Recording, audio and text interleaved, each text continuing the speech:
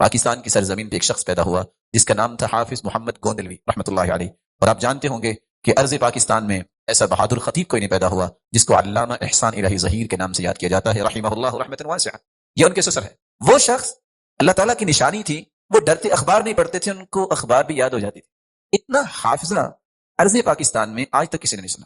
اور آپ حیران ہوں گے کہ جب وہ مدینہ یونیورسٹی میں گئے علم سیکھنے کے لیے تو وہاں پڑھانے لگ گئے اور مسجد نبوی میں وہ لیکچر ڈلیور کیا کرتے تھے. عرب بھی حیران تھے کہ یہ شخص کہاں سے آ گیا ہے. تو وہ اللہ تعالیٰ کی ایسی نشانی تھے کہ جب بیمار ہو گئے تو تب ڈاکٹرز نے کہا کہ آپ قرآن تھوڑا پڑھا کریں. تو ساتھی جو اس وقت زندہ ہیں گجرانوالہ میں، وہ بتا رہے تھے اس دن، پروفیسر ماشاءاللہ اللہ تعالیٰ ان کو سلامت رکھے، کہ میں نے کہا کہ آپ چلو ڈاکٹرز کی بات مان لیں. کہتے ہیں ڈاکٹرز کو کیا پتا ہے، میری کو منزل ہے، میں گنتی کے 10 پارے تو پڑھ سکتا ہوں بیماری کی وجہ سے، اور تو مجھ سے پڑھا ہی نہیں جاتا. یعنی ایک دن میں 10 پارے بیماری کی حالت میں ان کی منزل تھی، اور آرام سے وہ قرآن ختم کر لیتے تھے.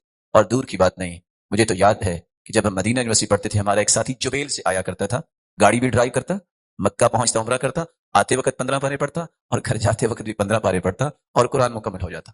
تو جب ان سے پوچھا گیا کہ یہ تو ہے کہ 3 دن سے کم کو سمجھتا نہیں، کہا تو اللہ کی رسول نے سچ فرمایا، جو سمجھتا ہے وہ تو پڑھ سکتا ہے نا، جو نہیں سمجھتا وہ 3 دن میں ختم کر لے. اور الف لام میم ان کلمات کا ترجمہ دنیا میں کسی کو نہیں آتا، کیونکہ اللہ نے اللہ کے رسول کو بتایا ہی نہیں. ہم کیا کہتے ہیں، اللہ اعلم بمرادہ بذلک، اس کا معنی اللہ ہی جانتے ہیں. اجر اس کا بھی ملتا ہے، 30 نیکیاں اس کی بھی ملتی ہیں.